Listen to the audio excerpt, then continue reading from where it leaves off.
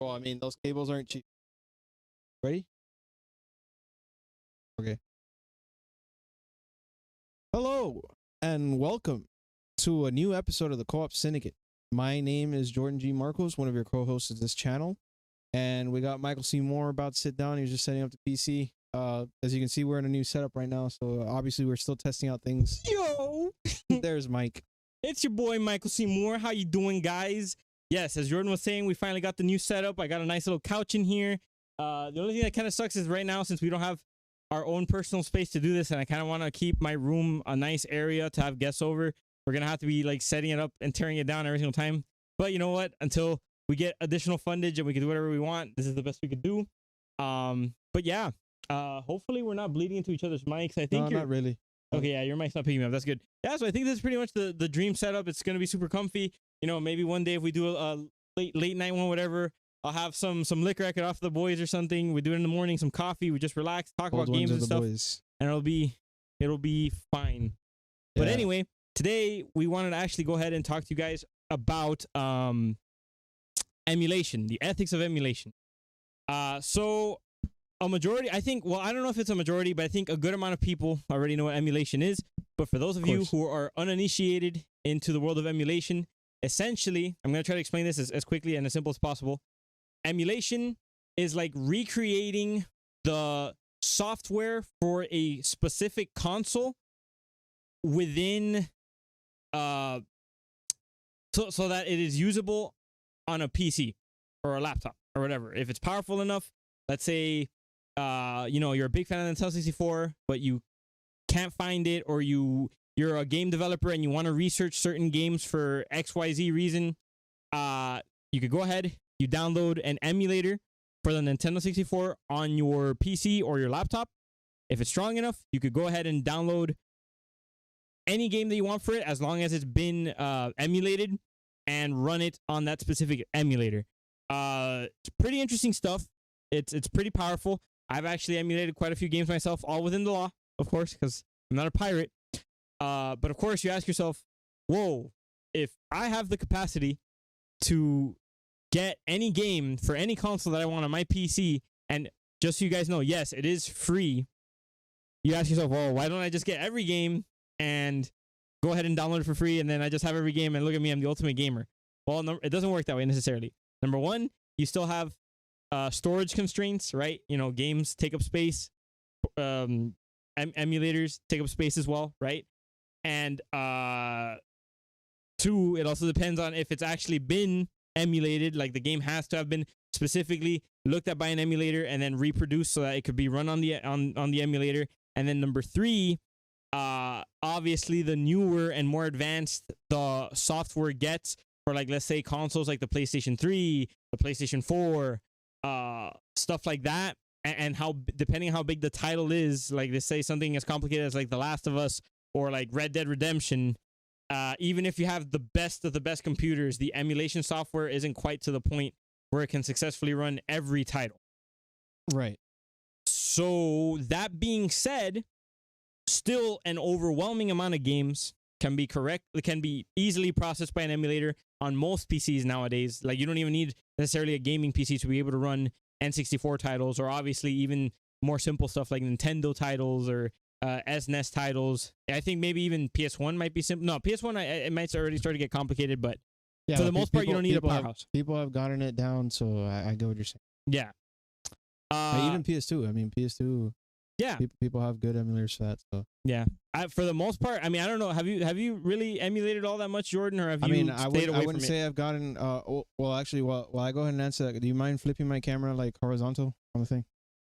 Well, on my perspective, I mean, I've emulated before. Obviously, I mean, I've never gotten to emulate anything super modern or anything like a PS3 game or whatever, because I mostly have all the games I've wanted to play for the most part. And most of my knowledge for emulation goes into like the Game Boy Advance and Game Boy Color, as well as the N64. I tried doing GameCube, but it didn't work. Wii was a mess as well. But I did manage to emulate the PS2 at one point for like about, I don't know, 10 minutes, and it didn't work out for me. I guess at the time the emulator just wasn't ready for proper usage. And of course, I was able to emulate the PS1, which recently I was able, well, not recently, but a year ago, or actually more than that. 2 years ago, I was able to play the original Episode 1 game for Star Wars Episode 1 Phantom Menace. So there was a lot of things I could do through emulation, and I know what you're saying. But one thing I do want to bring up in this episode, which is actually the title of the episode, is the ethics of emulation, because there's a lot of things, as you were mentioning, that you're not a pirate, but there's a lot of things that could be considered piracy. And of course, we can jokingly call back to Nintendo ninjas or Nintendo ninjas hunting down emulators and emulation creators because of that, right? Because they're still monetizing those old games through the virtual console on Nintendo Live, but it is what it is. I was gonna ask you actually, can you just quickly summarize, because I had a hard time hearing you from all the way over there. What were the 2 emulators that you said you tried? No, I've tried many. So I've tried NES emulators. I've tried Nintendo 64. I've tried PS2, PS1. Yeah, and I know you said you tried like the Star Wars 1 game and stuff like that. And the PS1, I was able to beat the game. I did get the PSP working, but I didn't use it much. Like, I was uninterested in the game because it was just a long process to set up. I did try the PS2, but at the time when I was trying it out, it wasn't working well. Like, they were obviously it was still in progress. It was like in the early versions. The GameCube one never worked for me. The Wii one never worked for me, and I just mainly stuck to the N64. Yeah. So now it's all gotten to the point where pretty much everything's working. But they're ironing out some kinks for some games on the PlayStation 3 and stuff like that. You know, pretty much it's stuck like 2 gens ago, where emulation is, at least from what I've been keeping up with. Now, that being said, addressing the point of what you said with piracy concerns and stuff like that, and the ethics of it, yeah, and like the ethics of it, right? Ethical behavior. Laws have already been put in place regarding emulation. However, we all know that setting up a law and then enforcing it are 2 completely different things. When you're looking at actually at what these laws are, and I think it might vary from state to state or even the country that you live in. So I'm not a lawyer. I'm not a legal expert. So don't just take what I say here. You know, take what I say with a grain of salt is what I'm trying to tell you guys. Don't just do something because I tell you. Make sure you do your research and find out like what the emulation rules are for where you live. Because I'm not trying to be a promoter of piracy here. But at least I think for where we live, Jordan, the rules are that you have to own a copy of the game in order to emulate it. Now, that being said, are we going to have people, you know, breaking into your house? Like, is Nintendo going to send over some goons to break into your house and see, hey, do you really own a copy of Ocarina of Time so that you can emulate it? Probably not. That being said, you know, do whatever you're going to do at your own risk. I didn't stop him from sending any detectives. Yeah. Private detectives, you know? Yeah, well, that's true, but in that specific case, I mean, I'm not saying it's right, but I think they were mostly just to emulation creators, like the people who created it, because obviously they want to stop the piracy at the source. So I understand. Yeah. Now, we got particularly inspired to do this episode because I was like on social media the other day and I ran into an article where they basically talked to someone who's like spearheading one of the biggest emulation projects and stuff like that, and they had a conversation with this person regarding the ethics of emulation as well. And when I read that article, basically what I took away from it was that this person that is emulating all these games and creating all these emulators, it's a conservationist effort. Right. Because, one of the biggest things that happens with emulation or with games, right, is that there's many concerns that with time and the way that the gaming industry is, that many of the titles that have already been created will someday disappear into obscurity, especially some of the titles where, you know, they've been, I don't know what the right word for is, canceled or just, you know, left behind. It's no longer being produced, right? And that's actually one of the biggest scares. Like just a month ago, Sony was saying that like the PlayStation Store on PS3 was going to go like offline. So people started buying like crazy because they were afraid that that they weren't going to be able to play these games anymore. And they have a truth, right? Like right now I'm having some struggles because as a physical game collector, I'm having issues trying to get Ratchet and Clank into the Nexus, whereas the game right now is being appraised at like $80 to $100 on eBay or even more. Like there's people selling it already at $200. There's bids going above $80 easily. So there's a lot of conversation to that. And not only that, like there's also the recent scare where apparently if your CMOS battery dies out on your consoles, you can literally never play those games again. Yikes. If you bought them digitally. But if you own the physical copy, you're pretty much safe for the most part. Like there are obviously, you know, give or take a day one patch here and there. If it's not patched, you're kind of. But you still own the games at the very least. Yeah, you still own them, and you can still play them unpatched. So yeah, I mean, for the most part, it all depends on how you see it. I'm still gonna continue buying physical until the day it's gone, because like I said, I'm a big collector, and of course, like I want to have that it's like my pride and joy. Like some people collect Lego sets, some people collect their shit. I'm a collector.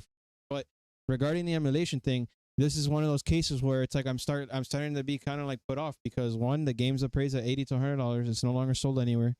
Two, the online store might go out and I might not be able to buy it.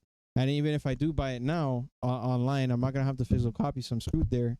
And then pretty much like my choices now are pretty much emulation. So I understand where you're coming from, where there comes a time where once something is no longer in market circulation, that it's okay, whatever. There's nothing you can do. Like you might as well. It's kind of a gray area, right? Like yeah, when you think might, about you it, might as well just get it, because this is, I guess, we could go over the arguments for what everyone's saying, right? I guess if you think about it, right? Number one, there are already concerns that we're seeing with whether or not some games are gonna be. It's gonna be plausible to play some of these games. And ultimately, you know, one thing is, I guess, legality, and then another thing is like morality. I guess so you can make a distinction between those two. Well, that's the point of the ethics of it, right? Yeah, the ethics, right? Whether it's right or wrong. Because you got to pay the developers. The developers clearly worked hard on it. And I mean, I also want to, sorry to cut you off, but I just want to bring up another point before we get into like the morality of things. It's like, for example, last episode, Sergio was basically saying like, oh, I really don't think I should be paying more than $20 for a game, right? That doesn't equate to the fact that a game like Last of Us could be $150 million. Like, how do you pay off all those people that brought this game to you? It's like, oh, well, they don't deserve more than 20 of my dollars, right? Right. So there's a lot of a conversation there where it's like what you're saying, where there's people that are gonna always be like, well, once I'm pirating forever, and pirating because I'm a pirate of the Caribbean. I'm the pirate of the Pirate Bay, pretty much. Like just trying to get emulation for free. So that's just something I wanted to bring up as a point before we got into it. Yeah. Well, the thing when you look at that is that I guess when you're a business person, you have to calculate, you have to make like a risk assessment, right? And so when you price, let's say something like The Last of Us Part 2, which costs maybe $150 million or whatever, I don't know what the actual budget is to make, obviously you're not going to expect every single person to pay $150 million, because, I mean, number one, you're going to have a harder time selling the game, of course, because there's not just people walking around willy-nilly that could just throw $150 million at a game to own it or whatever. But then, you know, what they basically do is they calculate the projected sales for the game, and then I guess they use that to determine how much it should be worth. Okay, we sell this many, we're assured to get this many sales, this will cover the cost, and then anything past that's going to be budget. I understand what you're saying. I'm just saying in regarding the people that's like, oh, I'll just wait until I can pirate it or I can emulate it, right? Like there's people that are there's probably people out there that believe in emulation so much they're just like, I'll just wait another 20 years, and when I can emulate PS4 and PS5, I'll get Last, you know. I've seen that, and I'm not saying that it's like a thing, like it's like a PC thing, but it's just generally known that if you become a PC player, you almost always become comfortable with the idea of I'm gonna just wait for the price to drop. Whereas with on console, you're sucked into the marketing and the immediacy of I want now, right? Well, so, I don't even think that's the truth for most people. I know in your cases, a lot of times you wait for either remakes or sales. Well, I started doing that when Destiny came out. Yeah, if that makes sense. But when I realized I'm buying more than I can chew. When I got Destiny, that's when I realized. But then I realized I got sucked into a game that was so addicting that it literally took away the joy of gaming for me in a lot of sense. I'm not saying that Destiny's bad, but for me, it took away the joy of gaming. So I obviously jumped out of it. And now, as I told you, I'm going back and rebuying a bunch of old PS4 games that I missed out on. I was like, wow, what did I miss out? You know, indie games here, this and that.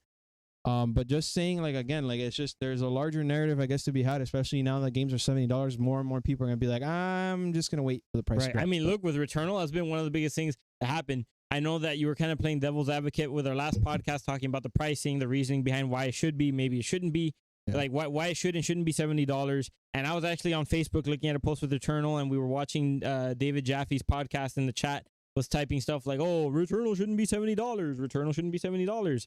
So, you know, ultimately there's going to be people who can justify the price of it. There's going to be people who will try to downplay it, so that way it shouldn't be worth as much.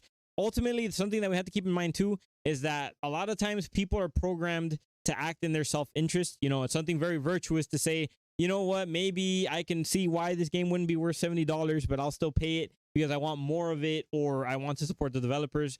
I want to be hopeful and say that a majority of people would think that way, but I'm gonna go ahead and say that there's probably a lot of people that are of the opposite team, where they just want to get it for as cheap as possible, even if it means possibly getting it for free. Yeah, and that's something, like I said, that I wanted to do a part 2 with Sergio, so we can get into a larger narrative of that, because it's again, you pose the question, like, how do you make somebody pay $70 for Returnal when the other option to pay for $70 is like GTA 6 or something, right? Yeah. And you're getting like 2 completely differently sized games.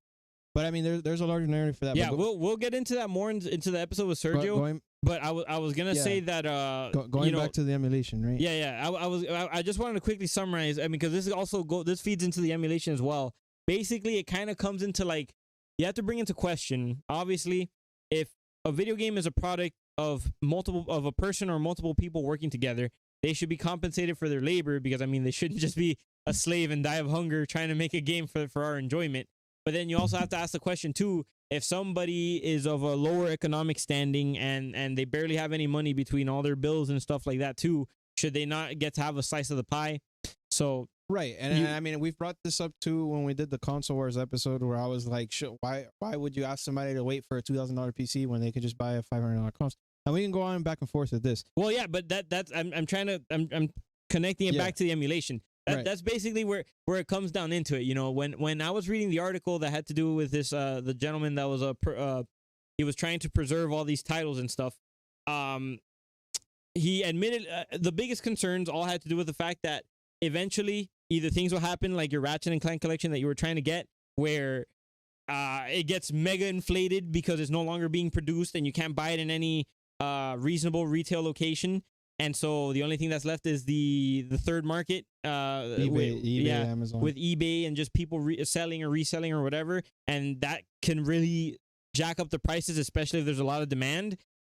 Or and mind you, one of the biggest concerns with stuff like eBay, if the products are used, is that a lot of times you might get these titles in unusable conditions. I know everyone always raves, oh no, but the PS3 Blu-rays are fantastic. I have a good 5 discs in my drawer that don't even work. I actually had to go buy another copy of Battlefield Hardline while I was doing the walkthrough, because for some reason, I guess, I don't know if I didn't notice, but it had a giant laser burn-in, like, that made the game completely unplayable. And I don't know if maybe I just bought it used like that and some kid just destroyed the disc or something, or maybe I broke it. I don't know, because I'm usually very careful with my CDs and stuff, but I generally never check, right? Like, after 7 years of owning a PS4, that's the first time I've ever seen a completely unusable Blu-ray. So I understand where you're coming from with that.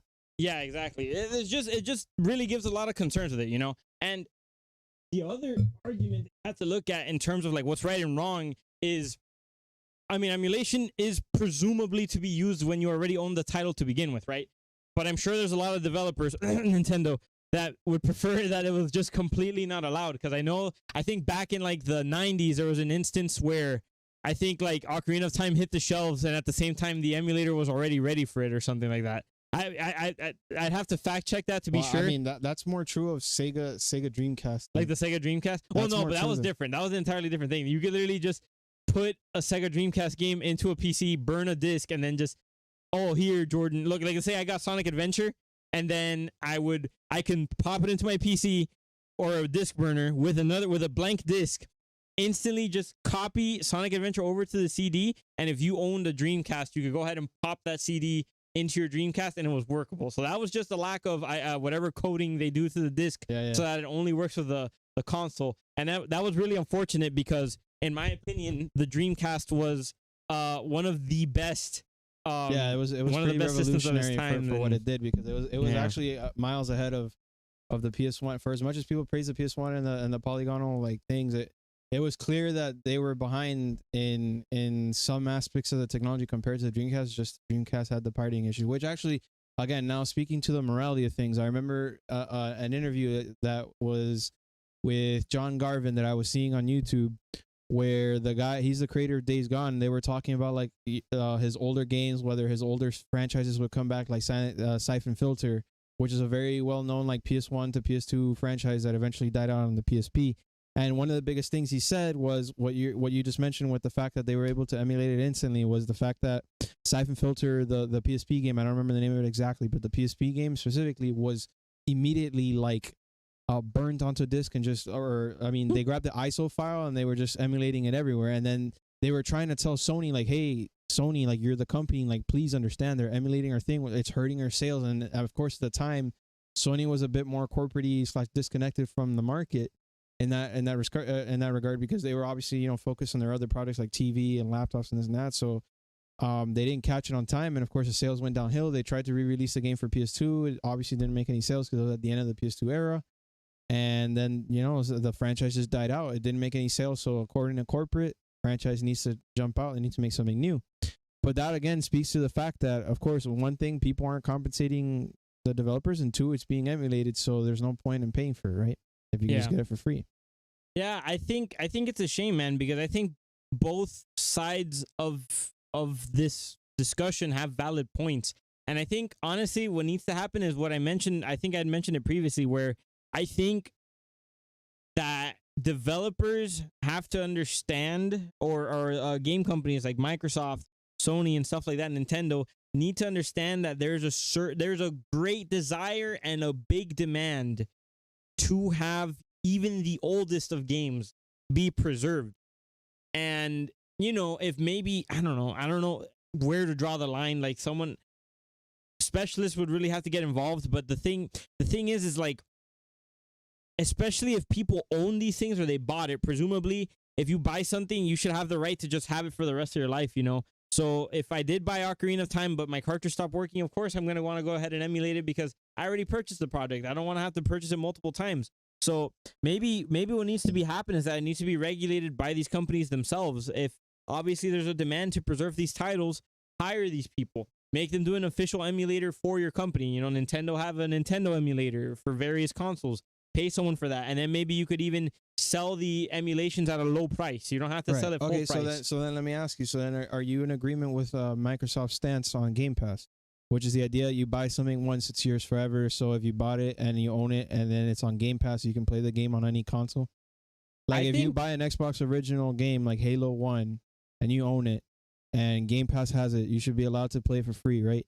I think so. Yeah, I think that makes a lot of sense. I mean, you own the game. The only thing that's changing is that even if they update it, what do you mean? Up-resing, higher texture qualities, all that stuff. Yeah, I think so. I mean, we're getting into a point in the discussion where we would be debating or talking about if we should be charging a full price game for an update. And honestly, I think that discussion is as simple as, if you own the old title and you're re-releasing it like within maybe a year or two of each other, you should probably consider giving it to the people that already have it for free. And it's not really an argument of whether or not it's possible, because we saw with the rise of like the PS5 and the new Xbox that it is like, the Call of Duty had the upgrade option. Yeah, but it was a $10 difference, right? Oh, well, yeah, I guess because remember, games went up in 70, so it was like you bought it at 60 on PS4, then you paid $10 extra for the PS5 version. I mean, that's a fair workaround, though. I think, or whatever. There's some games that offered it for free, right? Or if it wasn't Destiny, one of the ones that even got an update for free and stuff. Well, yeah, but the game's free to play, so it's not. That's fair, but also it used to not be, and it's been like years, so they could have been like, no, it's like been 3 years, 4 years, whatever, just pay. Right. So I have a hard get time what you're saying. So, for example, like Spider-Man got remastered 2 years later, right? Or that's an add-on to Miles Morales. Well, no, it's $20 if you buy it with Miles Morales. If you don't have Miles Morales, it's $40. I mean, I have a hard time with that. It's like, I think the most fair thing is to not necessarily charge the customers who already bought it, especially if it's like if they're so close to each other, like the dates of like the purchase and the re-release. But I guess charging a cheap amount is a good workaround for that. However, I do want to say that I feel like they already do have the option to know whether or not you have purchased it or not, and then you could just get a free upgrade. And if you didn't, then they could charge you. So I want to say that if a developer isn't doing that, it's slacking, and it's kind of like backhanding the customer a little bit. Right. I feel like that's the ultimate solution. So now let me put another. I'm sorry, we're kind of going a little off topic, but it's kind of important because emulation speaks to the fact that you can avoid some of these things and you don't have to deal with it, right? So, for example, another situation where I would say, even I felt these emotions, right? So when the game Control came out. I don't know if they plan to make it like do a next gen upgrade or not, but they had planned obviously to do a complete edition of all the expansions, so sell at a lower price. That's fine. Things depreciate, especially in games. But now in this case specifically, what happened was that in order to get the next gen version of the game to players, they had to essentially make supposedly a new SKU or a new CD or this and that or whatever that would have the new engine optimization that they needed to make the game possible on next gen. And in doing so, anybody that like me who bought the original edition, I bought the very first edition of the game, steelbook and everything, and I did not have the super complete edition with the expansions or whatever. Because of that, I was not allowed to get the free upgrade. Only For the which people game? for Control, which came out in 2018. Only the people who bought it came out in I think 2019. Only the people who bought the complete super package edition or whatever, the one with all the expansions and stuff together, were able to upgrade to PS5 for free. So in that case, what would you say to that? I mean, supposedly they had to redo the game a little bit to make it work with the PS5, and that required a lot more work. I mean, I mean, you're bringing up the same situation that we sort of already covered because we already brought up 2 other games where you had to pay an additional amount just to be able to get that upgrade. It's not an additional amount to upgrade. You don't get the upgrade. You have to buy it. No, you said the Ultimate Edition brings the upgrade or whatever. No, yeah. If I buy the original game, that's what I'm saying. If I buy the original game, then I'm screwed out. I have to rebuy the game in the Ultimate Edition to then get the upgrade. Wait, but you couldn't the Ultimate Edition wasn't out when it was first released? No, you see, that's already kind of messed up. I don't know. I guess people are gonna argue, well, just play the old version because that's what you paid for. But I mean, how much was the original version versus the? It was the original version was 60 compared to the Ultimate, which is 40. But at the end of the day, I don't care because PS Plus gave it away for free. So, I mean, whatever. But the point is, it's like that technically shouldn't have happened. Yeah, because if at that point you're already paying $100 for the game, you see, I'd much rather. I know. Obviously, they're doing more work by updating it and all that. But how long was it between this even happened? Like between 2 years. I mean, the game came 2 out. years. I mean, a year almost. A year and a half. It came out in 2019. I mean, the only way I justified it was that both expansions would be $40. So it's understandable that $40 for both expansions. Maybe it's a good deal. I guess you have to look at it on a case by case basis. I ultimately, like I said, I feel like you either need a big enough space. You have to either have done enough work, or you need to include enough things to justify the price. Obviously, we shouldn't demand that people do work for free, but you also have to look at what's right for the consumer as well. Okay. If there's a way to separate what you would do for someone that has purchased the game, like maybe do like if the game has some sort of online capacities, do something where you mail people who have the game like a code or something to redeem the new version, and then for people who haven't purchased it, then they just have to buy full price or at a discount or whatever. But they need to people need to find a good workaround for that, because honestly, all that does at that point, which is not right still, is push people towards piracy and stuff like that, because they're gonna feel like they're getting screwed out of their money, and if they feel like they're getting screwed out of their money, they're gonna be like, well, screw you then, I'll screw you guys out of your money. You know, it turns into a petty tug of war. That brings it back to the thing. It's like, when is it okay to emulate, and when is it just still wrong? Well, I mean, there's multiple. There's multiple or I don't know if showcases is the right word, but multiple situations where I would justify emulation, right? So obviously conservation is a big part of it. One of the biggest, one of the franchises that I've been wanting to come back for the longest time, I'm probably a minority in the people that care about it, but I want Maximo back, from Capcom. Yeah. It's a game that only had two parts. It was clearly destined to have another sequel, because the ending of the game was literally like, oh, let's go find your wife in hell. Oh, okay. Nothing. Capcom forgot about it. Doesn't exist. Honestly, I don't even think it's like. I mean, there's a lot of things out of Capcom they just straight up forgot about.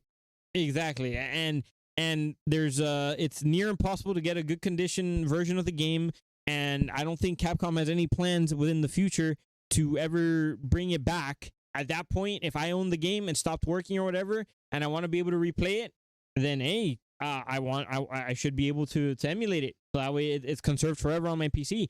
Or perhaps I'm a game developer and I'm working on something on a game, and I kind of want to learn how something was done within a game. and I own the game or whatever, like obviously always within the means of the law, because I'm not trying to encourage people to do anything illegal. But if I own Maximo, I want to learn how something was done in Maximo. Go ahead, emulate it. Oh, so that's how that was done. Because I think Well, I'm not sure how. That's a bit far out, right? Because you're already No, talking well, about I've heard that people legitimately use emulation to do that. Yeah, to do of that course, sort of stuff. first engineer, but there's a little bit of like, yeah, you want to know how it works, but you don't want to copy it directly because that does fall under copyright. I believe it falls under copyright if you copy game engine code.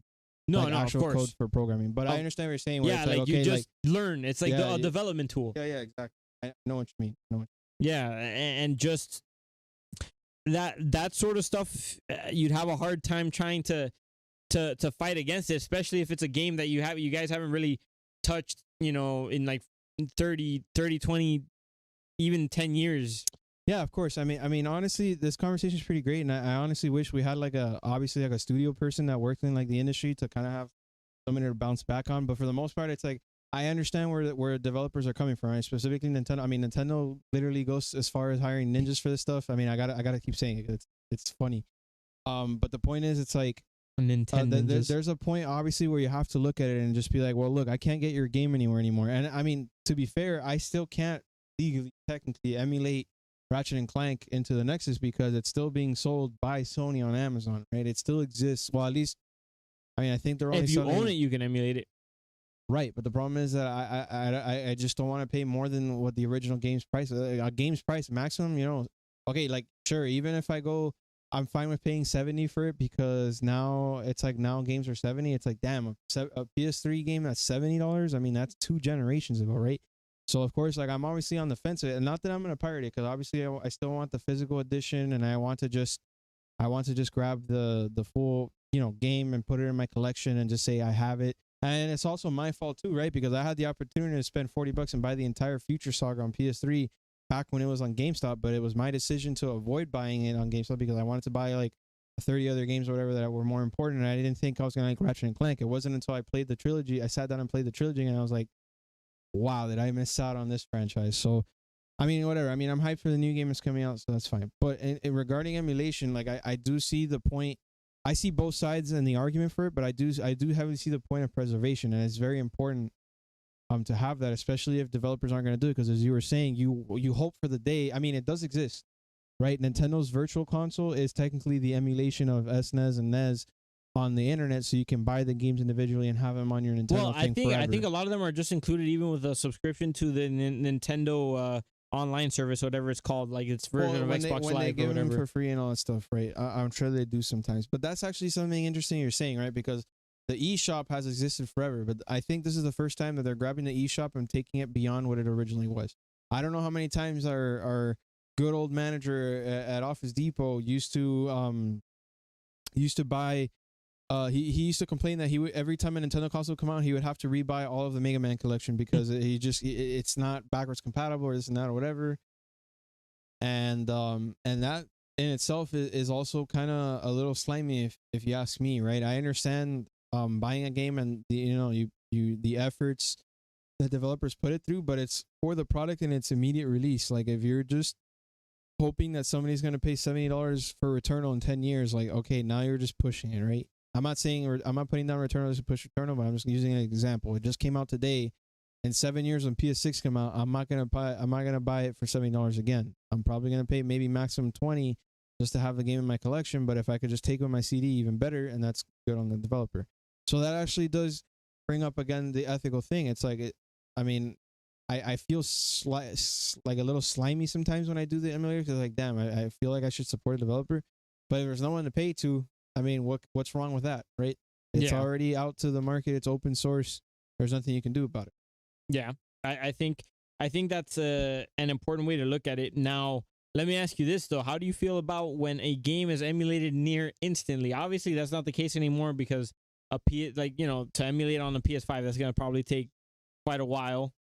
No. I mean, we can use the example I was saying earlier about John Garvin and the fact that the Siphon Filter was immediately pirated, and because of it, sales went down. Straight up piracy is different from emulation. Well, the way that the PSP emulation worked was that they just grabbed the ISO file and they slapped it on because back then they didn't have as much protection. It wasn't as important as it is now. Okay, right? so let's just go with that. Sure. So that's a perfect example. And I mean, again, I personally think that's just straight up wrong because one, you're hurting the sales of the game, so you're gonna hurt the franchise, and it's not gonna come. You know, they're gonna look at the numbers. They basically did the work for free, pretty much. And yeah, and on top of that, they're like, well, sales aren't here, so I guess people don't like Siphon Filter. So even if you pirate it and you're like, wow, Siphon Filter PSP game, bro, this is one of the best PSP games I've ever played. Great, you're never gonna get a new game again because you just shafted the sales, right? The persons who did it, they're like, oh, we want to pirate for free. The only thing they're doing is hurting the creation of more games, and that's why it's wrong. Aside from the fact that you're literally hurting the sales, you're taking food out of the mouths of the people who work. Exactly, you're literally not paying them anymore for what they're worth. And I mean, this conversation can be taken into any industry, but specifically within the gaming one. I mean, I know that software, like, people don't like. There's people that still believe that software should have no value. And that's where a lot of the internet piracy came from. It's like software is, it's not tangible goods. But at the end of the day, it's still hard work and people creating it, people that probably know more than you about coding and not. That's like a whole big thing when you think about it, right? Like, that's a topic that we could even do some other time, which is just the laws revolving around softwares and specifically, I know it's a topic we already covered, but we never even delved into it legally. Just games as a service and how like frightening all that stuff gets, where literally like you could buy a game for $60 and it's like, oh no, you did something we don't like. 100%. Oh yeah, and they could ban you from it and never play it again, right? Yeah, exactly. No, not even that. It's like, for example, like people to this day are still upset at Destiny because Destiny 2, like I paid $60 for it, and I understand why they had to remove from the servers the literal files for, well, they didn't remove all the files because they've brought some stuff back, but like the files for like the original Destiny 2 game, like the Earth campaign and the Red War with the Cabal and all that stuff that you played is gone. Like, you cannot experience that ever again. It was given away for free on the 3rd year, but still, like, the point is you cannot play that anymore. I paid $60 basically to pay for the 2 years, and then it's gone on the 3rd. So, but I mean that's MMO work, right? MMOs are like that. You're only paying for the service of the immediacy. Like, you're supposed to keep up with it. You're not supposed to be like, oh, I'll buy this game and play it in 3 years. That's what Last was for. That's what God of War. Yeah, I mean, I guess, when people talk about that, I people say, pay for experiences, not or collect experiences, not objects or whatever. That's kind of the same thing. You go to Disney, that's money you spend, you never get it back. All you really did, I mean, I'm not downplaying that. You don't take anything from it. Yeah, it's a magical. You take your memories and your experiences and stuff. There's nothing tangible, is what I'm saying. Yeah, like, exactly. So maybe people would just justify it like that. It's like you paid for the experience of it, and then it's just gone. So maybe you want to talk about it that way, but it seems like a little bit of a raw deal because if we stick with that comparison of like a game being a trip to Disney, before it was kind of like, well, you bought your own personal Disney and you keep it forever, and now you only get to visit Disney, and when it's gone, or when you can't afford to go, you can't afford to go. Yeah, I mean, that's the thing about subscriptions and all these things and the larger narrative of all that. But yeah, going back to the thing, it's like there's also another thing I wanted to bring up too regarding emulation, because you were mentioning something else about how these people who are emulating and creating these emulators, they were also working on fixing some of the games. And then also, I guess we could speak to a larger conversation as well about modding and mods, and like how certain people have taken it upon themselves through preservation to create patches and fix things that were wrong with games in earlier releases, right? One case is, for example, a more recent case isn't necessarily about preservation, but a person who's a prolific modder went into GTA. He found the coding for the netcode. He's like, look, if you just did this, and I don't know why you guys haven't fixed it yet, but just fixing this, the game will load 10 times faster. And then Rockstar looked at that, they gave him a $10,000 check. Are like, thank you for fixing our game, and they went on with by the way, is the correct approach to do that. I personally hate it with a passion whenever someone takes it upon themselves to, as a passion project, to fix something that you fuckers did wrong with your product to begin with, and then they're met with either a cease and desist or some other kind of bullcrap instead of what you should be doing, which is compensation, because they worked for free to fix your shitty product. Yeah, and make it better for the community so that they can have a better experience and then buy your game exactly. anyways. I'm looking at you, Nintendo, because with the whole Melee thing and whatever, it was kind of disgraceful. Now, if you want to talk about like maybe people were getting copies of Melee for free or whatever, okay, sure. You weren't even selling that. You weren't planning on ever supporting the Melee community anyways, whatever. But, I mean, the people literally fixed your netcode better than what you even have for Smash Ultimate. And instead of bringing them on board to try to see if they can help you with the problem or trying to compensate them, you hit them with a cease and desist. Kind of messed up. Take some notes from Rockstar instead. I think that's honestly the best thing. And, you know, people want to argue, maybe people want to say like, oh no, but you shouldn't really be like reverse engineering games, getting into the source code, blah, blah, blah. Well, you look at Cyberpunk, right? Cyberpunk came out a super big, hot, glitchy mess that sucks ass. Oh yeah, that's actually something. Now you're bringing that up. I'm glad you brought it up because I wanted to talk about it today as well. Yeah. It's like, again, through preservation, like a lot of people are trying to preserve Cyberpunk. That's not even preservation, to be fair, because preservation is more like, you know, something had its life cycle and then it's kind of off the market, and then you're concerned of it leaving and you're preserving it. Well, this is more I understand what you're saying, but I mean, like, these games are now, once you're on PC, you're very much like your auto being preserved immediately. Well, right? yeah, but it's not. I mean, when it comes to, I would say this is more like patchwork or like surgery or emergency surgery. Isn't just like patchwork or surgery. Like they're literally grabbing files from like the E3 demo that were still hidden in the game and obviously unused, and they're just redeveloping around the game that we got and released to recreate the experience that we were originally going to have. And well, yeah, but that's enhancing. It's not preservation, because preserve, like, you know, it's in the word preserve. Well, yeah, what I want to say is just, when I say preservation, I mean like people working to, you know, bring something or like to save something. And in this case, they're technically rebuilding. They're preserving the quality. Yeah, they're preserving the integrity of the game, I suppose, of the company, and they're trying to rebuild the reputation of like CD Projekt Red. But the problem is that again, these are situations where it's like, I understand the point that some developers make, or like, okay, we did the hard work and we deserve to get paid, but I also understand the point of the consumer, where it's like we do not deserve, every time we pay you and we champion your name. Literally, you can see it on Twitter, people like literally championing CD Projekt Red as like some type of like deity of like the gaming community, right? Like you can't question anything that they did, even though they were very clearly in the wrong. They literally come in and they just lie to everyone. They destroy their reputation. They just come in nosediving into the ground, blowing the entire industry up in the last month of the year. At that point, it's also like, okay, I understand how people could feel paying maybe $60 towards a game that was a complete lie or mess, right? And in that case, I mean, it's also the same thing too, where where you're saying what you're saying, where it shouldn't come down to modders to fix your game, right? This is something that I've seen as a joke, but it's almost true of older Bethesda games, where it's always like, oh, just release it now and our modders will finish the game for us. We'll just let them create mods or whatever and make them feel extra special that they're contributing to the thing. But in reality, they're just giving you a completely broken mess, releasing it, and you're paying for it, right? And I understand the passion that people have for Fallout and Skyrim and all this crap, but let's be honest, when I first got Skyrim, I remember I had a corrupted save file. I remember glitches where like a giant would hit me and I would go flying across the entire continent. Well, I think that was done on purpose, because it still has that. Well, yeah, no, I mean, I know it's done on purpose, but the way it's done, it's like it breaks the game when it happens. You know, if you're going to have a feature like that, you might as well not break the freaking game while you're at it, right?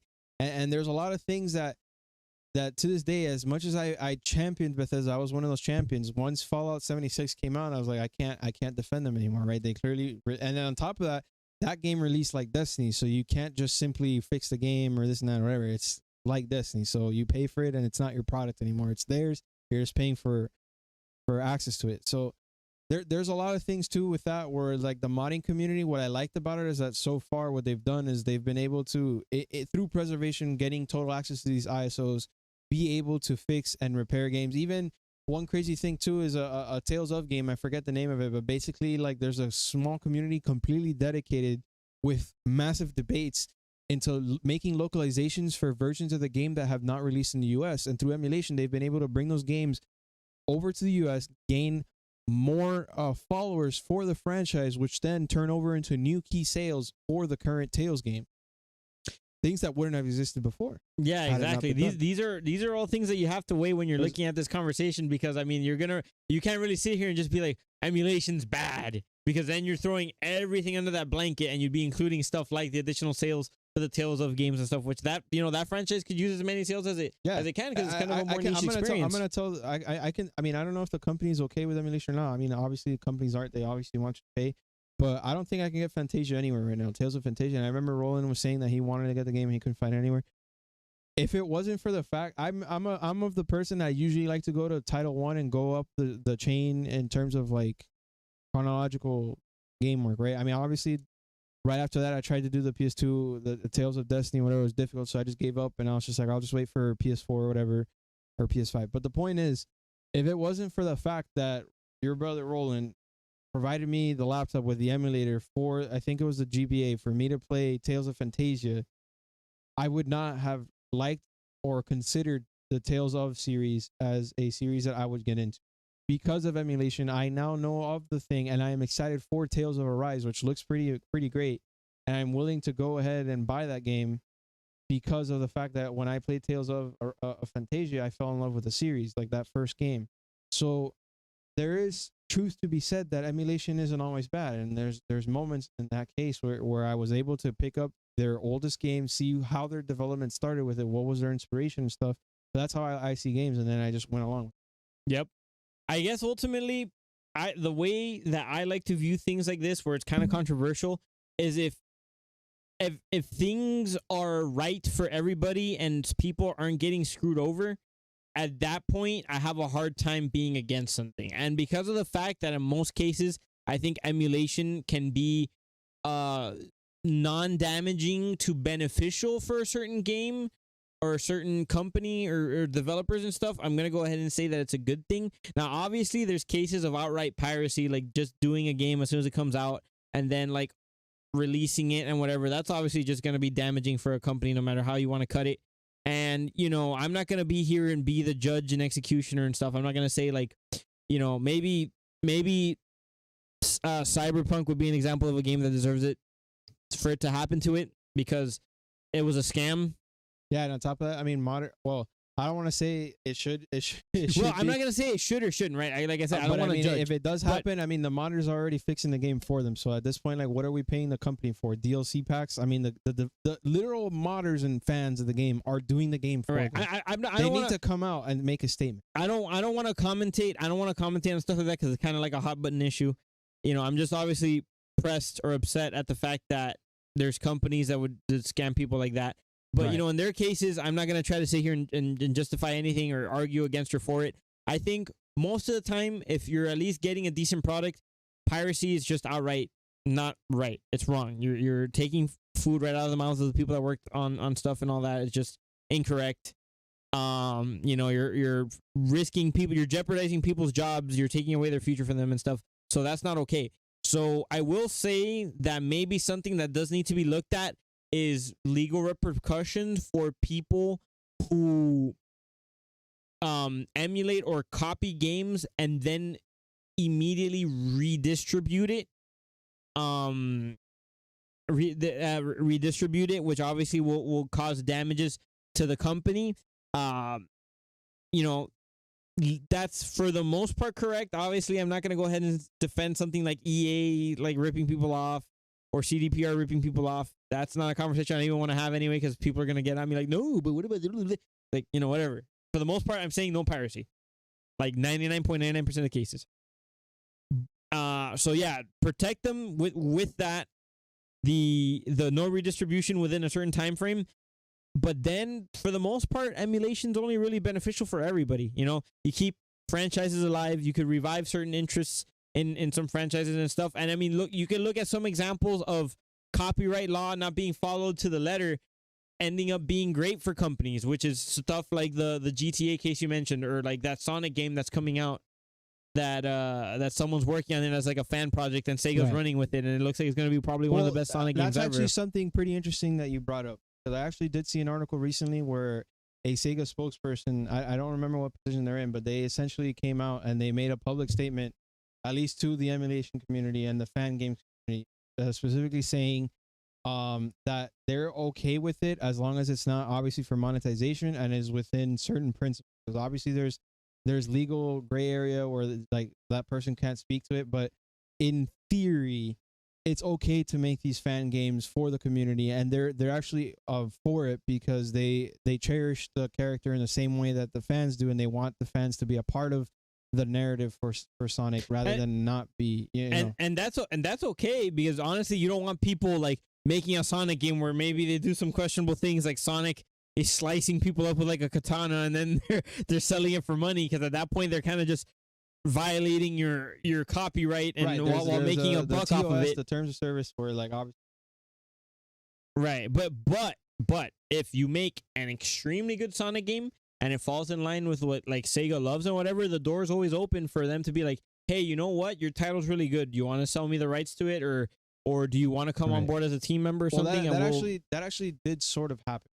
So the one Sonic game that people have been championing for quite a while now came out a few years ago. It's called Sonic Mania, right? I'm pretty sure you've heard it. It came out on PS4 or Nintendo. And what happened with that was essentially there were some modders that were essentially trying to make like a Sonic 4, like a proper Sonic 4 that was like supposed to be, you know, a continuation of story and this and that. And they were just like creating a fan game. But Sega actually went out on a limb, hired them on board as like a team, and you know, gave them money to officially do this as an official game. I don't know whether the company's still intact or not, because obviously like their entire money or whatever income was entirely based off of that one game. But the point is that Sonic Mania was a product of that, where what you're saying, they were able to pay the fans to create this for them. So yeah, it's cut and dry in my opinion. You just have to weigh both the options, see the pros and the cons, just like with every other decision, and then run with it. I don't think it's okay to outright say emulation's bad. I don't get it. Like I would have to, like, let's say with Nintendo being so aggressively against it, I would want to hear from them why that's the case, like if they really find it that damaging. But if it's just something where, like, you know, I don't know, Ocarina of Time's getting redistributed already almost 20 years later and they have no plans to do anything with it or whatever, then, you know, just take the L, man. Like, whatever. Like, you're not making any money off of it anyways. And if it gets sold on the third market, none of that money is going to the developers anyway. So, like, let's say you buying Ratchet and Clank for the $100 whatever, that's not going to go to Sony. Exactly. No, Sony's never going to see that. That's also my problem with it too. It's like, even if I were to buy it at those prices just to get the thing and not pirate it, I'm not giving it or supporting it in Insomniac. The only way I'm going to be able to support Insomniac at this point is to buy Ratchet and Clank Rift Apart day one, and that's it. Yep. That's the only way I can support them right now, because I already have all their other games. I have all the Spider-Man games. I bought them all day one. I bought all their DLC. I have Ratchet and Clank 2016. Like, the only other way I could support them is by buying the games digitally. But obviously, I don't want digital because I want the physical, and of course for collection reasons. But if, you know, I know I've had this conversation with you outside the podcast, and stop me if I already said it during the podcast, but I don't recall that I did. I think something that would honestly be perfect, I think I might have touched up on this slightly, but we didn't explore that further, that much further, is just, I think that each developer, or not maybe each developer, but each major company that owns a console or something should oversee the emulation for all their previous consoles. So that way you did mention it. Yeah, I think that way IP isn't violated. That's what it is, right? I mean, I don't mean to cut you off, but I mean, that's what's going on right now, right? Where Xbox has Game Pass and they're basically emulating the Xbox original on the Game Pass service, so you can stream it and download and play the game. You know, the Sony one's a bit different because, I mean, the Xbox one, you have to download the game, so they have to reprogram the game to actually work code wise on the console, whereas Sony's just like putting on a server and you're just streaming the game to your console. Yeah. But they have been doing that. I mean, like there's over 800 games on PS Now, and if all the games I just mentioned to you that were overpriced, like Ratchet and Clank, Into the Nexus, and all the other ones from the PS3, almost all of them except for the first one, which is like $20 on eBay. I should probably buy it for the price inflates. All those are available on PS Now. If I were to pay $10 right now, I could play all of them right now, and I'll be done with it. Yeah. Right. So they are doing what you're saying. It's coming. It's a subscription service. It's in development. It has been in for a while, so it will come. But I understand what you're saying, where like they need to have the proper emulation.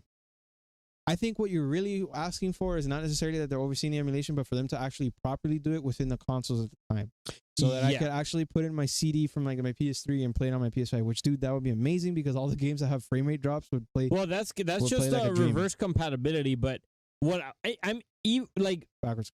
CD or not, because when you emulate stuff on the computer, you there's no need for CD. You just work off ISOs or whatever other files that you might use. If they're really so concerned over someone getting like Castlevania 1 or whatever and emulating it's still being resold every so often. They just released an anniversary package, I think, a year. Yeah, then they need to do something where they're not screwing the people over, right? Because again, the law does allow you to emulate a game, at least in where we live, if you own it. So you can't just say, no, don't emulate because I'm going to re-release the game. And honestly, if you're trying to sell me a Nintendo game or whatever, like $60, screw you, bro. Like, oh yeah, like I know. Oh, I don't. Are you upset about the whole Skyward Sword coming back at full price? yes and no. Because I think people are looking at that at the wrong way. The game has literally no updates outside of the fact that it works with the Joy-Con. And obviously, that's it. And yeah, obviously the demographic is not people who already played Skyward Sword. That's clearly a re-release for people who missed out on the title and want to get it. Yeah, they're not even price though. They're not including anything new. So obviously the question, but dude, I mean, how can you say that when Spider-Man Remastered is only $40? Remastered, they added like 60 frames, RTX. They changed the character. Well, because they're clearly also trying to get in on people who already previously bought it. They're making it more of an enticing sale for people who already got it, and then if for people who didn't get it, then it's an even better deal for them. Right. And I'm not saying that Skyward Sword is the best deal ever. I'm saying that it's clearly not meant for people who already purchased the game. Why would you buy a 1080p version of the game that you already played? Because if you sold your Wii, you can't play that game anymore. So now you have to. The only way to buy it, play it again, is but to buy you sold your Wii. That's like complaining, like, bro, I sold my game, bro. I should be able to play it still, bro. Like, no, I mean, no, like you want to play it on the newer console, right? You don't want to plug up your old console. That's the point of the backwards compatibility. Okay, but let me put it to you this way: I literally sold. This is a story that I'm not proud of. One time I went to GameStop. I was selling a bunch of my old games and stuff because I wanted to make a quick buck and buy something else. I sold my Star Wars: The Force Unleashed for 5 cents at GameStop, which was a stupid move. I regretted it. I wanted to get it back. I had to pay $10. You know what I mean? Like. Right. No, I understand that. Just because you sold the game. I'm saying again, for example, like our general manager at Office Depot, right? He complains about having to rebuy the Mega Man collection every generation of console for Nintendo because he wants to play on the latest console. He doesn't want to go back and plug in the old one. All right? But like that. Think about it like this. It's like once you we've already established that if you buy a game once and it's the same game re-release, you should have access to it, period. Yes, that I understand.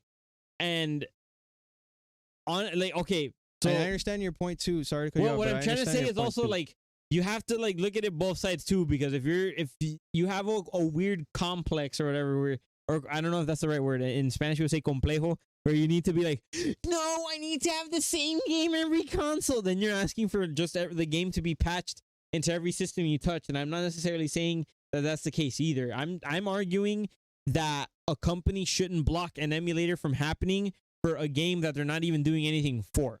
Okay. That's a separate argument from like, okay, if you want a legitimate copy of each, like now we're starting to get more into the realm of like proper reverse compatibility and all that. And I've always, even when I was a teenager, I was always an advocate for reverse compatibility, and I think it should. Oh yeah, backwards compatibility. Even as a kid, I always wanted backwards compatibility. For whatever reason, the companies claim that it's too expensive or it's too difficult or blah blah blah blah blah. Well, the PS3 is a fucking mess. Yeah, I don't know if that's a legitimate thing or not. I feel like backwards compatibility would be cool because it's really right. I'm in the camp that one of the things that like irks me a little bit about the current state of capitalism is like planned obsolescence. Right. Don't even get me started on that. That's like something that completely grinds my gears. Like, oh yeah, look, your iPhone's battery only works for like a year, and then afterwards, like your iPhone functions for like 5 seconds and then dies and stuff. That shit pisses me off. And like the fact that I have to get a PS4 and then like a year in the games start working like less good, whatever. But and by the end of the life cycle, it's kind of mediocre. That's on the developer, and that's a whole different conversation. Because again, you can't blame Sony for Ubisoft's mistakes of making a good game or failure to make a good game that works properly. I'm not saying they don't make good games because obviously it's not that deep. Just look at the situation with the PS3 and the battery or whatever that might expire. That's obsolescence. That's a form of planned obsolescence too. That's a PS4, PS5. No, but they're saying that they're working to fix it because it shouldn't be that way. Like Sony made a formal thing saying they're gonna try and fix it.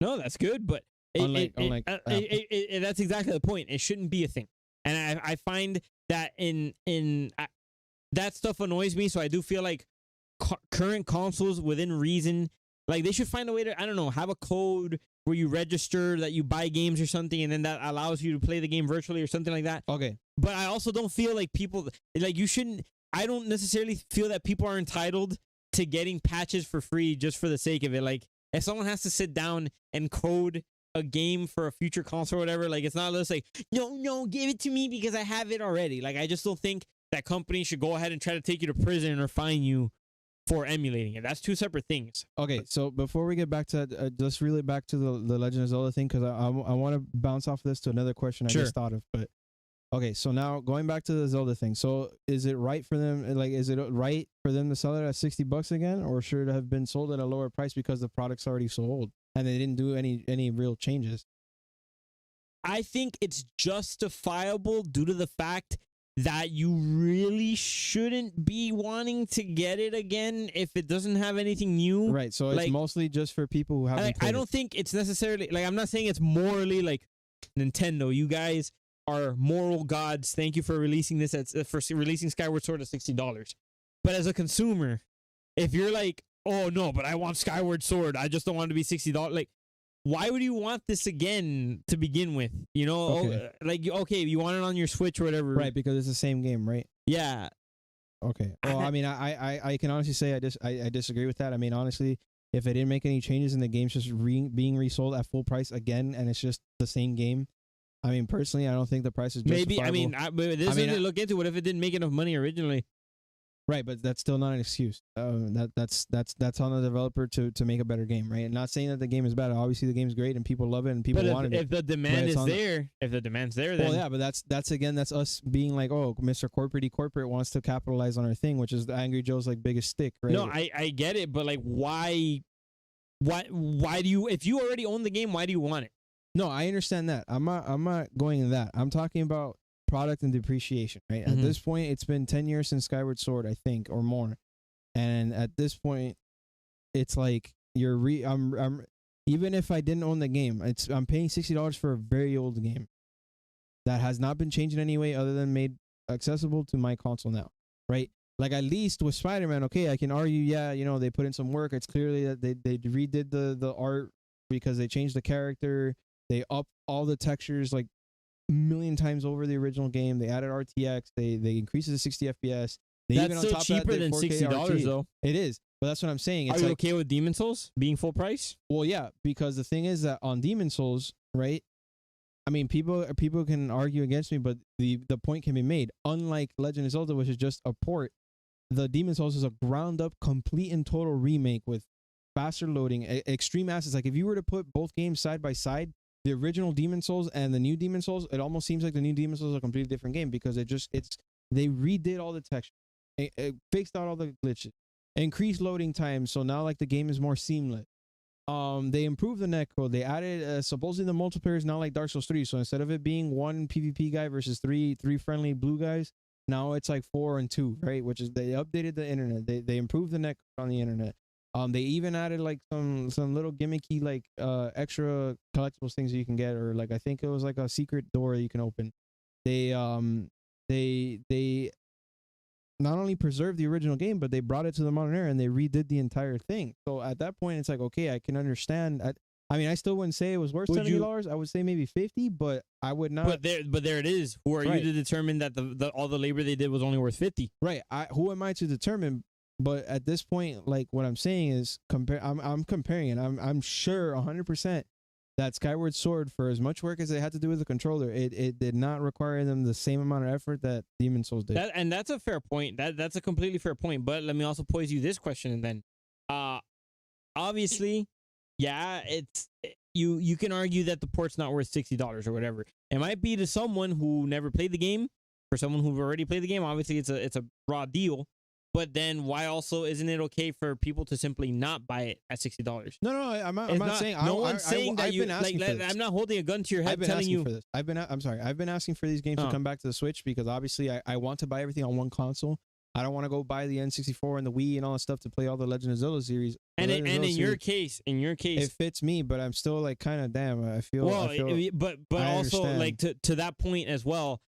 You know, I don't know, like.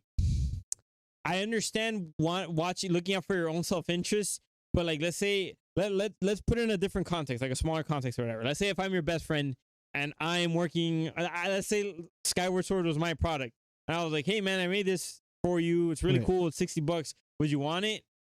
And then you're like, oh no, I'm gonna wait for it to get cheaper. I'm gonna wait to get cheaper. Like at the same time, I would feel kind of slighted by that too, especially when there's certain titles you're willing to support at full price and others not as well. Like I guess I'm making it a little weird by putting in that personal context. Okay, yeah, because this is also like a harder conversation of old games that have been emulated and also you've already played them and you've already had your experiences with them versus like having them resold to you again with an upgrade or it's not like an upgrade. awkward. It's an awkward thing. It's kind of an awkward thing to talk about. Period. Because like the thing is, within a market, we already determine the value of things because of when we decide to buy it and when not. Like, you know, if something like, you know, people who thought $70 was too much for Returnal, they're gonna wait for it to go cheaper and stuff. But then I'm gonna feel like, damn, but they made such a good game and you guys really don't want to support them like that. You know, we might not get a Returnal 2 if you guys don't buy it full price. It's just a very awkward conversation to have. Like, I know Skyward Sword's an older game, but look, they probably missed out on sales for people who are like, no, it's kind of interesting,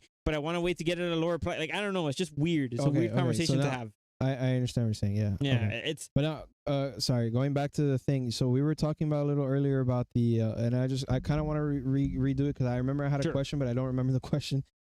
So we were talking about like how like Game Pass and if we were okay with the fact that the Microsoft narrative of like, yeah, if you bought a game once, you should have it forever. And then we were talking about like how PS Now and Xbox is currently, you know, making that emulation thing a possibility by streaming to them. So, going back to that, like, so I just run me by what you were trying to say in response to that, because I remember you had some good points about how. Well, so I think what you're trying to get me to say, or like what we're trying to talk about here, is I want the solution to be that there's no losing parties. I'm not necessarily like ride or die for the consumer. I'm not ride or die for the company, because you know people. Both are capable of doing wrong and right, and ultimately you have to remember that a company is just an amalgamation of individuals working under an umbrella. So there are consequences to sliding corporations as well, especially when you're talking about video game developers and stuff. So in a case like Skyward Sword, it's a little awkward, but like in a dream world, right? Let's just get into the theoretical. I would say if you bought Skyward Sword, you should be able to use it on every single console that you want without paying for it ever again. But also, if you were like, no, I'm not going to buy Skyward Sword, I'm just going to wait. Like, I think it's kind of like, I know maybe you're not well off financially and you really want to be able to partake in Legend of Zelda and you kind of depend on like the market for that or whatever. But also like lowballing someone's piece of work, their artwork, their labor just for you to get at a lower price is also kind of like, come on, man, like, you know, support the people doing it. Like, don't let them be doing it for free and stuff. So I get the argument where it seems kind of slimy that they released an old game at a $60 tag just for uprising it to 1080 and then having it work with the Joy-Cons. But then you could also kind of look at it like now it's like a portable version of it because it wasn't portable before. And I don't know. I maybe have too much empathy. I empathize with the consumer, but I also empathize with the corporation, like exactly. At least the developers. Like I don't want anyone to get the short end of the stick, I guess. Ultimately, I think the most just thing is voting with your wallet. If you're not okay with buying Skyward Sword at $60, then don't buy it and send the message that way. But also don't sit here and demand that people do things for the price tag that you want either. Okay, I understand where you're going. Yeah, like no one should be fair. Yeah. No one should be forced to do something at gunpoint. Okay, yeah, okay. We've pretty much established that emulation is good for the most part, except for the people that abuse the power of the emulation. Yeah, like such as emulating games. Emulation is okay. Piracy is not. Key difference. Yeah, and of course the emulation, the purpose of it is preservation, not for piracy. Yeah. So I understand with that, and of course there's obviously the questionable things that some of these companies do to make their money back on things or to just double dip and all that stuff. That's another thing too, is that corporations aren't free of sin either. Yeah, like, it promotes more piracy, and it's just a vicious cycle that just keeps spinning. It spins the wheel. So I understand where you're coming from, and yeah, I guess I can agree with most of that. For the most part, I still don't necessarily agree with at least the one thing where it's like I don't believe that Legend of Zelda Skyward Sword should be $60 again. But don't buy it. Yeah, I mean that's just I'm not gonna buy it because I mean at this point I don't have a Switch anyway, so I don't care. But yeah, I mean, I think we've pretty much established a lot of things. There's a lot of moral quandaries that people can have over emulation, but for the most part, I think the most important rule is support your developers first. Once it's out of the market, then you can maybe consider emulation that you can't buy it anywhere else. And of course, the onus is on the companies themselves to preserve the games themselves if they want it to keep selling, right? One big thing that people were saying is like, oh, well, people don't buy on PSN and for PS3. It's like, yeah, because they don't want to go back to another console to buy it. They want to buy it on their new console. If they grab the entire PS3 store, and this is something I've seen a lot. It's like if you grab the PS3 store and you shove it into the PS5, you're going to see the sales numbers go skyrocket. Yes, because people want to buy their PS3 games but play it on their better PS5 console. They don't want to go back to the PS3. Speaking of like, you know, that issue exactly is a lot of the times, you know, even excluding, like, you know, we had the preservation argument from the point of like, maybe let's say if people can't get a new console and stuff like that and they're kind of stuck with their old one, maybe these games will stop working or they want to revisit at any point. But here's the other one. What about the people who don't have space to accumulate 50 consoles over time and then have all their games and revisit or whatever? They're going to want to sell most of this stuff to be able to afford getting on a new one, and then maybe they're going to want to revisit a lot of the old stuff, but now they, you know, they don't have the old consoles and stuff too. It would only be a bigger win for companies to be able to allow people to buy older titles on their newer console as well, preserving even further, making more sales even further, and yeah, exactly. You get it all on the one console. There's a lot of numbers that these companies are obviously seeing, but that's the problem with numbers, right? It's only out of the immediate data from what's going on, but you have to consider the situation it's in. Sony could look at through their analytics and be like, damn, like PS3 stores are making that much. Probably not a point for us to keep the servers running, right? But think, why is it not making money? How can we make money off of it? The answer should be, I guess, in the business sense, like me speaking as a business person who you know, through Office Depot and learning a lot about business and sales and all that stuff, it's how can we turn something that's not making money into money? And I know that sounds slimy, but it's, I mean, we want to give, obviously I want it to be in the benefit of the consumer. So how do we grab really the PS3 store? The best business should always benefit every party involved. Exactly. Right? No one should be getting the short end of the stick. How do we get, the PS store is not making money. How do we get it to make money? Do we tell people it's closing off and hope they start buying things again? Or do we port it to the PS5 so people 10 years down the line can still be buying PS3 stuff from 20 years ago? Yep. Right? That's a smart option. So if they were to do that through a practice of preservation, like the emulation community has been doing, they would be able to monetize this and keep every consumer happy, right? I know people that to this day will fight to the ground saying that there's games on PS3, even yourself, that are much better than the PS4 titles. That's money to be made right there if that person's willing to buy it again, right? In the same way that people are being suckered into buying Legend of Zelda Skyward Sword and Nintendo. But I'm pretty sure Sony could do it. Isn't that maybe that's what's going on, right? Maybe it's not in the convenience of corporations to help stimulate the conservation efforts, and maybe that's why companies like Nintendo have it rubbed so wrong, because maybe they are looking to give consumers the short end of the stick. Maybe they are. Well, that's of course that's looking also, to just resell like remakes. Well, that's also the thing too, right? Because obviously, there's two sides to the coin, right? There's obviously Microsoft's like, you buy the game once, it should be yours forever.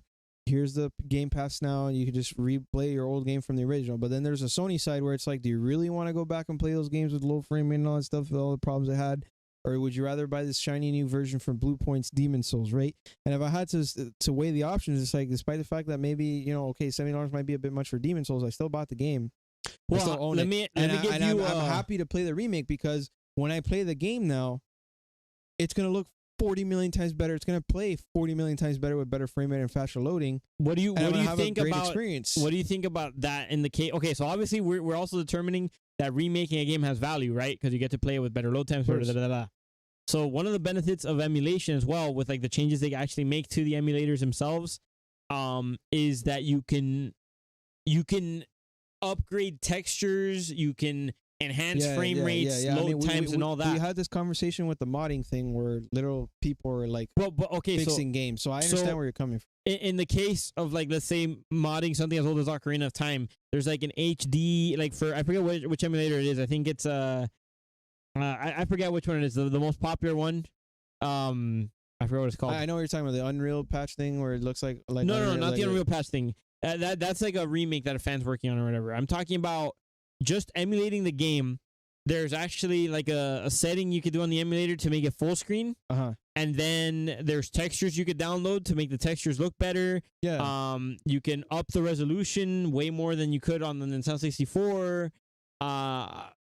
Isn't that in a way, kind of creating a remake as well? So are you not stripping like developers from the ability to ever remake a title? Well, that's the biggest thing, and that's why we've seen so many cease and desists on remakes and stuff over time, right? Even when the GTA 5 modding community wanted to remake the entirety of GTA 4 and GTA 5 so that you can literally fly to the other island, Liberty Island, and that's in itself a whole separate conversation, because obviously it impedes plans and this and that, and of course it closes the possibility of a remake. Do you think that emulators should be allowed to make changes to games, or do you think they should be allowed to be like just the deal is they have to leave it as is? I mean, the point of emulation is obviously to preserve it to the best of the abilities, right? No, there's no point in preserving something that's broken and leaving it broken. The idea is for it to be fixed so that it could be enjoyed in its intended let's say format. something like Ocarina of Time, like look, as long as it's free, it's okay. Right, as long as it's they're not making money. They're not making money. It's for the public. It's for free. They're not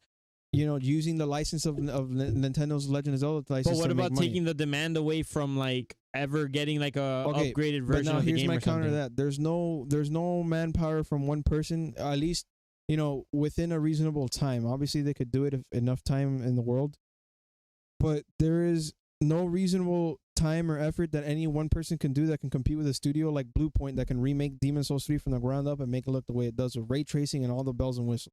True. That'll probably take 20 years for like one person. Yeah, like look at Lost Soul Aside, right? That interesting game I showed you with the DMC type combat.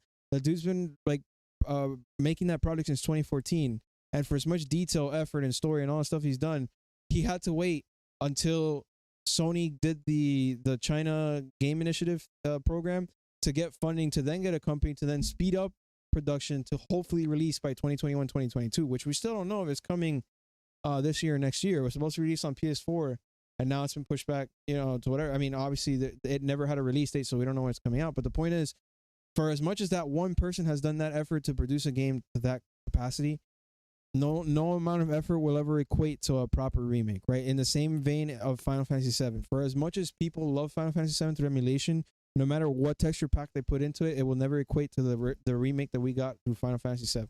Yeah, that's pretty fair. And of course, there's also the benefit of a remake being a retelling of the story with different things, right? Final Fantasy VII did what no emulator / modder would do, which is completely add on top of a higher res texture pack, expand the size of the story by adding all these extra characters and quests and areas in the game that would not happen through emulation.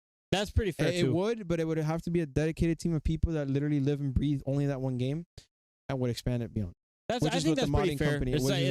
You're not screwing anyone that way, and everyone gets the best of both worlds that way, I suppose. So that's actually basically pretty fair. What I would say about the modding community is, with that regard, like upgrading textures and stuff would be the same as Square Enix right now re-releasing the entirety of Final Fantasy VII Saga in a Final Fantasy the original Final Fantasy VII's gameplay style, where it's all like chibi and all that stuff, but with the updated textures of chibi characters and art. Yeah. So that's pretty much answers that question. Yeah, I think that's fair. And speaking about mods and stuff, a big example. I mean, I can't say. I don't know. Okay, just to make it clear, I don't know what the motivations behind bringing back this specific franchise was or whatever. But like the re-release of Jedi Knight, Jedi Academy on the Switch, I think that might. This is Disney.